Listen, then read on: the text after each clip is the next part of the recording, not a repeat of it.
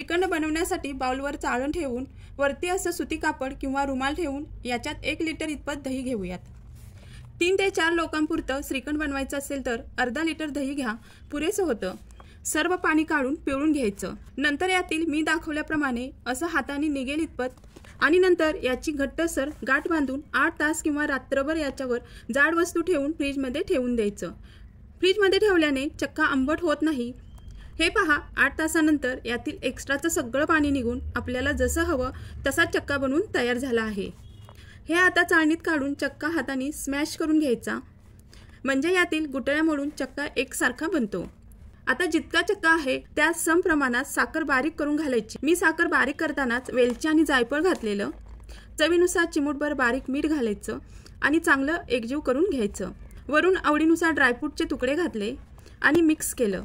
हे आता तासभर फ्रीजमध्ये सेट होण्यास ठेवून देऊयात। नंतर